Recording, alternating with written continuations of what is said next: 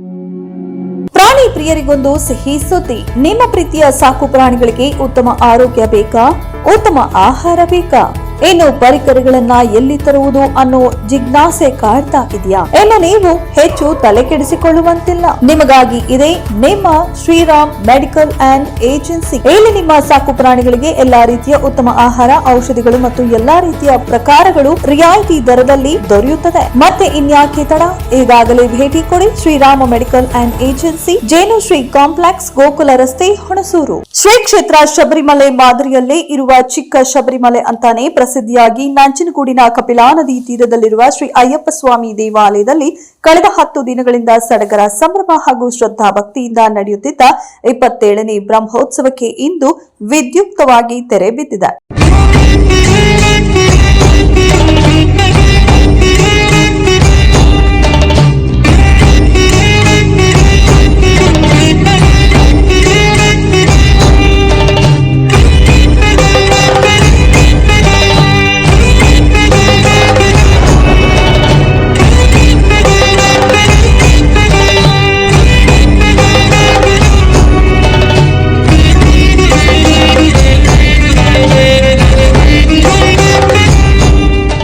ನಿನ್ನೆ ಇರುಮುಡಿ ಹೊತ್ತು ಮೈಸೂರಿನಿಂದ ಪಾದಯಾತ್ರೆ ನಡೆಸಿ ಬಂದ ಭಕ್ತರು ನಂಜನಗೂಡಿನ ಅಯ್ಯಪ್ಪ ಸ್ವಾಮಿ ದೇವಾಲಯದಲ್ಲಿ ವಿಶ್ರಾಂತಿ ಪಡೆದು ಇಂದು ಮಕ್ಕಳು, ಮಹಿಳೆಯರು ಸೇರಿದಂತೆ ವಯೋವೃದ್ಧರಿಗಾಗಿ ಬೆಳಗ್ಗೆ ಬಣ್ಣ ಹಚ್ಚಿಕೊಂಡು ಪಟ್ಟಣದ ಪ್ರಮುಖ ಬೀದಿಗಳಲ್ಲಿ ವಿಳಕ್ಕು ಮುಖಾಂತರ ಕರ್ಪೂರ ಜ್ಯೋತಿ ಹಿಡಿದು ಅಯ್ಯಪ್ಪನ ನಾಮಸ್ಮರಣೆ ಮಾಡುತ್ತಾ ಕುಣಿದು ಕುಪ್ಪಳಿಸಿ ಶ್ರೀ ಅಯ್ಯಪ್ಪ ಸ್ವಾಮಿಗೆ ತಮ್ಮ ಭಕ್ತಿ ಭಾವ ಪ್ರದರ್ಶಿಸಿ ಕಪಿಲಾ ನದಿಯಲ್ಲಿ ಮಿಂದು ಅಯ್ಯಪ್ಪ ಸ್ವಾಮಿ ದೇವಾಲಯಕ್ಕೆ ಆಗಮಿಸಿ ಶ್ರೀ ಅಯ್ಯಪ್ಪ ಸ್ವಾಮಿಯ ದರ್ಶನ ಪಡೆದು ಪುಳಕಿತರಾದರು.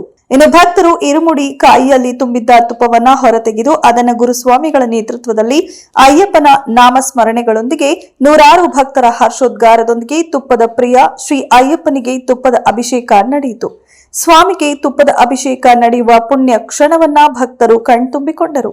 ಬಳಿಕ ಎಲ್ಲಾ ಭಕ್ತರಿಗೆ ಅಭಿಷೇಕದ ತುಪ್ಪ ಸೇರಿದಂತೆ ಅವಲಕ್ಕಿ, ವಿಭೂತಿ ಪ್ರಸಾದ ವಿತರಿಸಲಾಯಿತು. ಪ್ರಸಾದ ಸ್ವೀಕರಿಸಿದ ಬಳಿಕ ಗುರುಸ್ವಾಮಿಗಳು ಸೇರಿದಂತೆ ಮಾಲೆ ಧರಿಸಿದ ಎಲ್ಲಾ ಅಯ್ಯಪ್ಪ ಭಕ್ತರು ಮಾಲೆ ತೆಗೆಸುವ ಮುಖಾಂತರ ಮಂಡಲೋತ್ಸವಕ್ಕೆ ತೆರೆ ಬಿದ್ದಿತು. ನಂತರದಲ್ಲಿ ದೇವಾಲಯದ ಗುರುಸ್ವಾಮಿಗಳಾದ ದೇವರಾಜ ಸ್ವಾಮಿಗಳು ಮಾತನಾಡಿ ಕಾರ್ಯಕ್ರಮದ ಬಗ್ಗೆ ವಿವರಿಸಿದರು.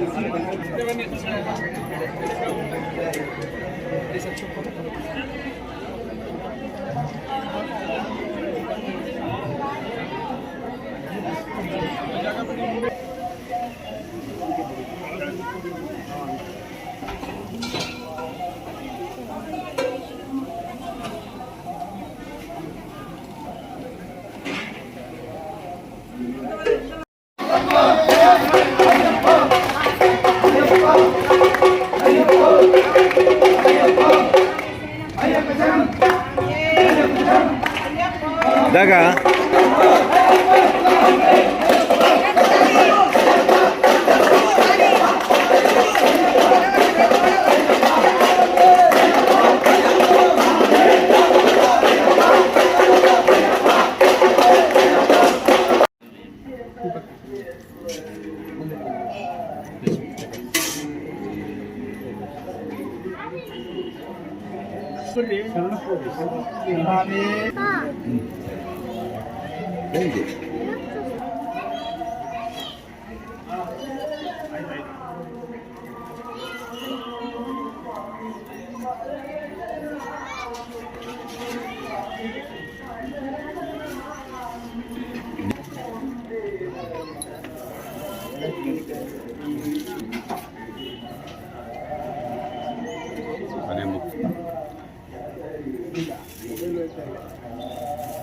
ಚಿಕ್ಕ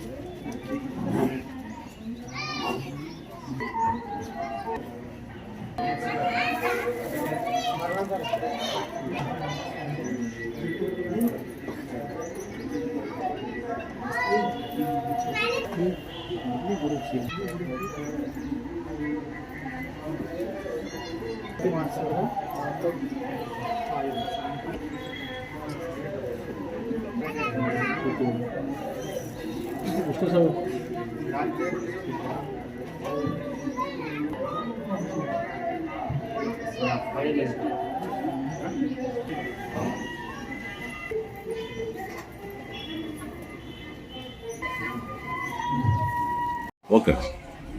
ಸ್ವಾಮಿ ಶರಣಂ ಸ್ವಾಮಿ ಶರಣಂ ಸ್ವಾಮಿ ಶರಣಂ. ಇವತ್ತು ಈ ದಿನ ಮಂಡಲಾಭಿಷೇಕ ಮುಕ್ತಾಯದ ದಿನ. ಈ ಮಂಡಲ ಮುಗಿದು 2 ದಿನಗಳ ಕಾಲ ದೇವಸ್ಥಾನ ಬಾಗಿಲು ಮುಚ್ಚಿಸ್ತಾರೆ.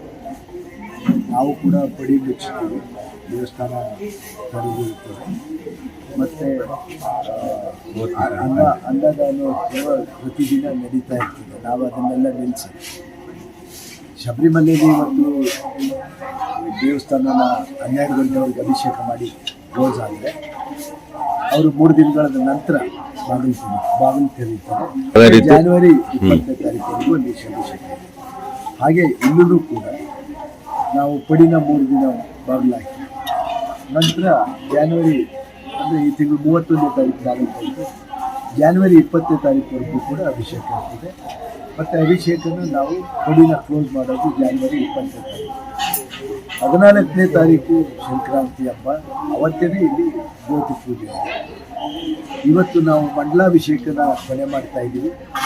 ಭಕ್ತ ಭಾಷೆಯರು ಮತ್ತು ಸಾರ್ವಜನಿಕರು ನಂಜನಗೂಡಿನ ಮಹಾಜನರು ನಮಗೆ ಭಾಳ ಸಹಾಯ ಮಾಡಿ ನಮ್ಮ ಪ್ರೋತ್ಸಾಹ ನೀಡಿದ್ದಾರೆ. ಅವರೆಲ್ಲರಿಗೂ ಕೂಡ ನಾನು ಧನ್ಯವಾದಗಳನ್ನ ತಿಳಿಸ್ತೀನಿ.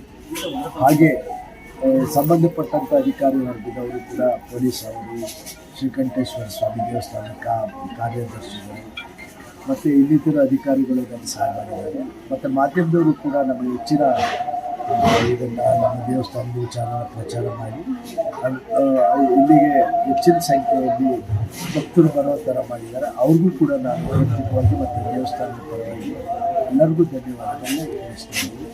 ನಾವು 14ನೇ ತಾರೀಕು ಸಂಕ್ರಾಂತಿ ಹಬ್ಬ ಮಾಡೋದ್ರಿಂದ ಮತ್ತೆ ನಾವು ಜನರಿಗೆಲ್ಲರಿಗೂ ಮಾಧ್ಯಮ ಮುಖಾಂತರ ತಿಳಿಸ್ತೀವಿ ಅಂತ ಹೇಳ್ತಾರೆ. ಈ ಒಂದು ಕಾರ್ಯಕ್ರಮಕ್ಕೆ ನಾವು ಮುಕ್ತಾಯ ಮಾಡ್ತೀವಿ. ಸ್ವಾಮಿ ಶರಣಂ ಸ್ವಾಮಿ ಶರಣಂ. ಓಕೆ.